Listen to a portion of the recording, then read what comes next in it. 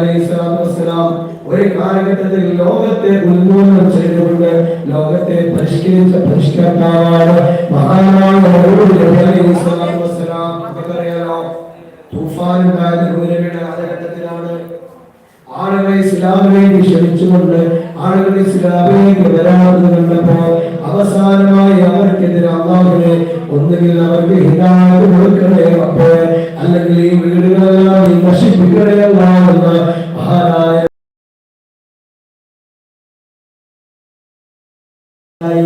ഈ കഥയ്ക്ക് പറയുന്നതാണ്.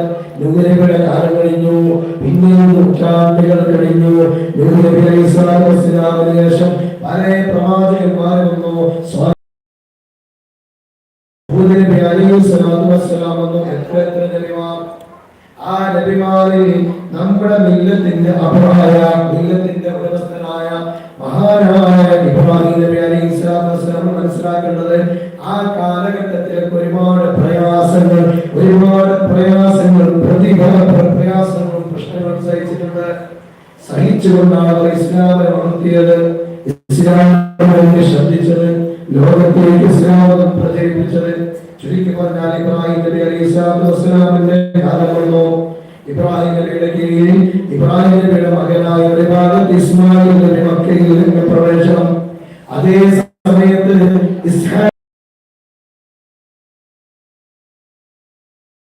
അങ്ങനെ അമ്പിയ പരമ്പര ഇങ്ങനെ വന്ന് ഓരോ കാലഘട്ടത്തിലും നമ്മൾ മനസ്സിലാക്കേണ്ടത്, ഒരു കാലഘട്ടത്തിലെ ജനത നശിക്കുമ്പോഴാണ് അല്ലാഹു അടുത്ത പ്രവാചകനെ നിയോഗിക്കുക.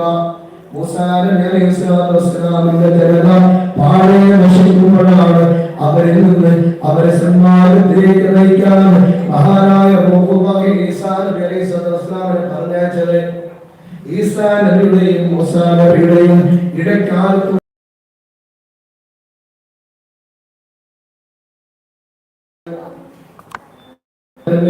ഹാറൂൻ നബി മൂസാ നബിയുടെ അറാഫാന്റെ കുട്ടിയുടെ സഹോദരൻ. ഹാറൂൻ നബി മഹാനായ മൂസായുടെ സഹോദരനാണ്. ലൂത്ത് നബി ഇബ്രാഹിം നബിയുടെ അറാഫാന്റെ കുട്ടിയാണ്.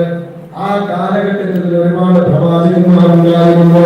ആ പ്രവാചക ശൃംഖലയ്ക്ക് പരിസമാപ്തി കുറിച്ചുകൊണ്ട് അവസാനമായിരുന്ന ഖാതിമുൽ അംബിയാ മുഹമ്മദ് റസൂലുള്ളാഹി സ്വല്ലല്ലാഹു അലൈഹി വസല്ലം നബിതങ്ങളെ മൂസാ ഈസാ നബിയുടെ കാലഘട്ടം കഴിഞ്ഞ് 500 ചില്ലാനം കൊല്ലം കഴിഞ്ഞപ്പോൾ നാടാകെ എരപ്പായി. അപ്പോഴാണ് അറേബ്യയിൽ ഉദയം കൊണ്ട ലോകത്തിന്റെ നേതാവ് മുഹമ്മദ് റസൂലുള്ളാഹി സ്വല്ലല്ലാഹു അലൈഹി വസല്ലം തങ്ങളുടെ കാലശേഷം സമസ്തയിലേക്ക് എത്തണം. നമ്മുടെ 7ാം ക്ലാസ്സിലെ താരീഖിന്റെ പുസ്തകം ഒന്ന് വായിച്ചാൽ സമസ്ത എങ്ങനെ എവിടുന്ന് എന്ത് കൃത്യമായി കാണാം. ഇതുവരെയുള്ള അമ്പിയ ശൃംഖലയുടെ അവാന്തരത്തിൽ പ്രചരിപ്പിച്ചെങ്കിൽ ഇനി ഒരു നബി വരാനില്ല, ഇനി നബിമാർ വരാനില്ല, ഒരു നബി കഴിഞ്ഞ നബി വരാനില്ല. അതുകൊണ്ട് തന്നെ മുത്തുനബി സ്വല്ലല്ലാഹു അലൈഹി വസല്ലം ശേഷം വന്ന സ്വഹാബത്തുകൾക്ക് ഖലീഫമാർ എന്നറിയപ്പെട്ടു.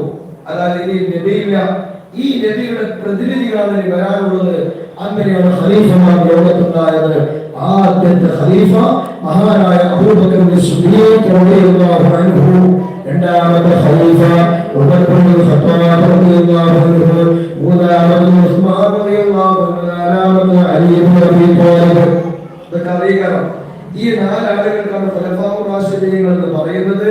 ഇവരുടെ കാലഘട്ടത്തിലാണ് ഹിജ്റ, നബി സല്ലല്ലാഹു അലൈഹി വസല്ലം വഫാത്ത് ഹിജ്റ 10ാമത്തെ വർഷമാണ്. നബിതങ്ങളുടെ കാലഘട്ടം മുതൽ 40ഓളം, മൊത്തത്തിൽ ഹിജ്റ 40 വരെ 30 വർഷം റാഷിദിയ ഖിലാഫത്താണ്. റാഷിദിയ ഖിലാഫത്തിൽ അലി റളിയല്ലാഹു അൻഹുവിന്റെ കാലശേഷം മകൻ ഹസൻ റളിയല്ലാഹു അൻഹു കുറച്ചു കാലം ഭരണം നടത്തുകയും തൊട്ടുശേഷം ആ കാലഘട്ടത്തിൽ തന്നെ ഡമസ്കസ് കേന്ദ്രീകരിച്ച് ഭരണം നടത്തുന്ന മുആവിയ റളിയല്ലാഹു അൻഹുവിലേക്ക് ഭരണം ഏൽപ്പിച്ചു കൊടുക്കുകയും ചെയ്തു. അപ്പോൾ നമുക്ക് മുആവിയ റളിയല്ലാഹു അൻഹുവിന്റെ കാലഘട്ടമാണ്.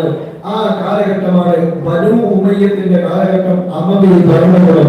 ഇസ്ലാമിനെ മനസ്സിലാക്കുക, ഒന്ന് നബി തങ്ങളുടെ കാലഘട്ടം, ഖലീഫമാരായി റാഷിദിയ സ്വഹാബികൾ. അത് കഴിഞ്ഞാൽ അമവിയ ഭരണകൂടം, നീണ്ട വർഷങ്ങൾ നമുക്കറിയാം